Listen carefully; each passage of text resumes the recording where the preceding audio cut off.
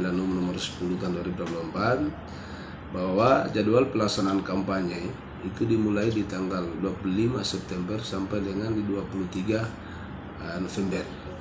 Ya, selanjutnya pada pelaksanaan kampanye itu juga diatur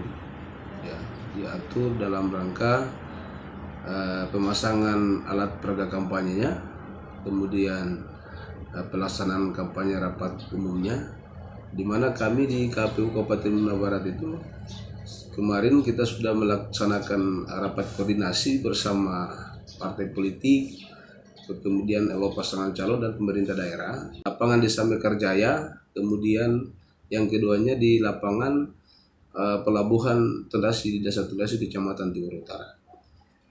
Yang berikutnya setelah itu ada namanya juga kampanye dalam hal ini di media sosial ataupun di media massa. Itu dimulai di tanggal 10 November sampai tanggal dengan 24 November.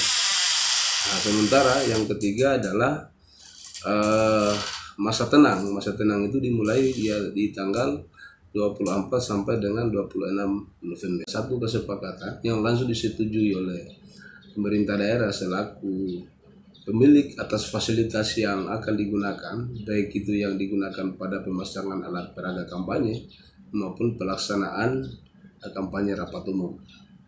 Ya, untuk kita di Muna Barat, di Muna Barat itu kita bagi 3 zonasi. Di zonasi pertama itu dalam rangka pelaksanaan kampanye rapat umum itu kita laksanakan di lapangan Desa Guali di Kecamatan Usambi. Kemudian di zonasi yang kedua itu kita tetapkan di lapangan Wamelai di Kecamatan Lawa. Dan di zonasi yang ketiga itu ada 2 titik yang kita tetapkan sebagai tempat pelaksanaan rapat umum atau kampanye terbuka, di mana di kecamatan di zonasi 3 itu satu di lapangan Desa Mekarjaya, kemudian yang keduanya di lapangan Pelabuhan Tendasi di Desa Tendasi Kecamatan Timur Utara.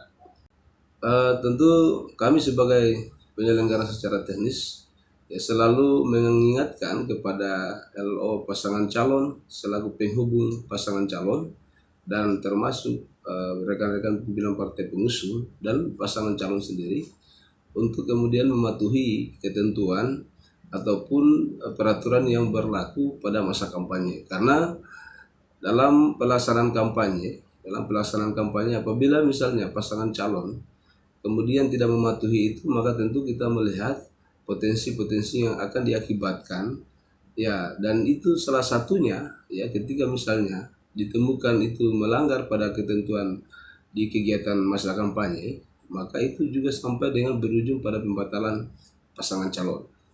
Sehingga kami berharap kepada pasangan calon, pasangan calon dan pimpinan partai pengusung pasangan calon itu, marilah kemudian kita patuhi secara bersama-sama apa yang menjadi real kita, apa yang menjadi ketentuan ataupun regulasi kita yang mengatur pada giat kita di kegiatan masa kampanye. Sampai dengan kita berharap di 27 November itu menuju hari hanya kita bisa melaksanakan atau menyelenggarakan pelaksanaan pemilihan kepala daerah, pemilihan bupati dan wakil bupati Muna Barat itu bisa aman, tertib dan damai.